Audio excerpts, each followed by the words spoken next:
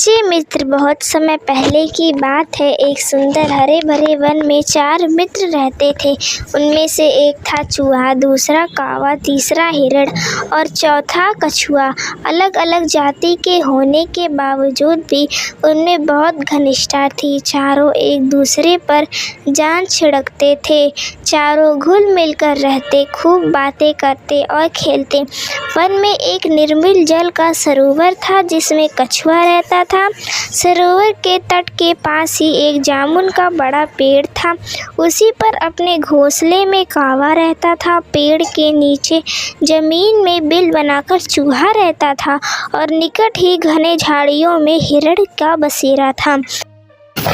दिन को कछुआ तट की रेत में धूप सेकता रहता, पानी में डुबकियां लगाता। बाकी 3 मित्र भोजन की तलाश में निकल पड़ते और दूर दूर तक घूमकर सूर्यास्त के समय लौट आते थे। चारों मित्र इकट्ठे होते, एक दूसरे के गले लगते, खेलते और धमा चौकड़ी मचाते। एक दिन शाम को चूहा और कौवा तो लौट आए परंतु हिरण नहीं लौटा। तीनों मित्र बैठकर उसकी राह देखने लगे। उनका मन खेलने को भी नहीं हुआ। कछुआ भराए गले से बोला, वह तो रोज तुम दोनों से भी पहले लौट आता था। आज पता नहीं क्या बात हो गई, आज वह आया ही नहीं। मैं तो बहुत चिंतित हूँ। चूहे ने चिंतित स्वर में कहा, हाँ, बात बहुत गंभीर है। जरूर वह किसी मुसीबत में पड़ गया है। अब हम क्या करें? कौवे ने ऊपर देखते हुए अपनी चोंच खोली। मित्रों, वह जिधर चरने प्रायः जाता है मैं उधर उड़कर देख आता, पर अंधेरा घिरने लगा है, नीचे कुछ नजर नहीं आएगा। हम सुबह तक प्रतीक्षा करेंगे और सुबह होते ही मैं उड़ जाऊंगा, उसकी खबर तुम्हें दे दूंगा। कछुए ने सिर हिलाया। अपने मित्र को कुशलता जाने बिना रात को नींद कैसे आएगी, दिल को चैन कैसे पड़ेगा। मैं तो उस ओर भी अब चल नहीं पाता हूँ, मेरी चाल भी बहुत धीमी है। हम तुम दोनों सुबह आ जाना। चूहा बोला, मुझसे भी हाथ पर हाथ धरकर नहीं बैठा जाएगा, मैं भी कछुए भाई के साथ चल पड़ सकता हूँ।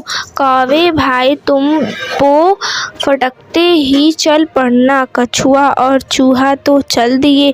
कौवे ने रात आँखों आँखों में काटी। जैसे ही पौ फटकी कौवा उड़ चला। उड़ते उड़ते चारों ओर नजर डालता जा रहा था। आगे एक स्थान पर कछुआ और चूहा जाते उसे नजर आए। कौवे ने का करके उसको सूचना दी कि उन्हें देख लिया है और वह खोज में आगे जा रहा। अब कौवे ने हिरण को पुकारा शुरू किया, मित्र हिरण, तुम कहाँ हो? आवाज़ दो मित्र। तभी उसे एक किसी की रोने की आवाज़ सुनाई दी। स्वर उसके मित्र हिरण का था। उस आवाज़ की दिशा में उड़ने पर वह सीधा उस जगह पहुंचा जहां हिरण एक शिकारी के जाल में फंसा छपटा रहा था। हिरण को रोते हुए बताया कि कैसे निर्दयी शिकारी ने वहां जाल बिछा रखा था। दुर्भाग्य, वह जाल ना देख पाया और फंस गया। हिरण सबका शिकारी आता ही होगा, वह मुझे पकड़कर ले जाएगा और मेरी कहानी खत्म समझो। मित्र कौवे, तुम चूहे और कछुए को भी मेरी अंतिम नमस्कार कहना। कौवा बोला, मित्र, हम जान की बाजी लगाकर तुम्हें छुड़ा लेंगे। हिरण ने निराशा व्यक्त करने के लिए, तुम्हें ऐसा कर पाओगे? कौवे ने पंख फड़फड़ाते हुए, सुनो, मैं अपने मित्र चूहे को पीठ पर बैठाकर ले आता हूँ, वह अपने पैने दांतों से जाल कुतर देगा। हिरण को आशा की किरण दिखाई दिखाई देने लगी। उसकी आंखें चमक उठी तो मित्र चूहे भाई को शीघ्र ले आओ। कौवा उड़ा और तेजी से वहां पहुंचा जहां कछुए तथा चूहे पहुंचे थे। कौवे ने समय नष्ट किए बिना बताया, मित्र, हमारा मित्र हिरण एक दुष्ट शिकारी के जाल में कैद है।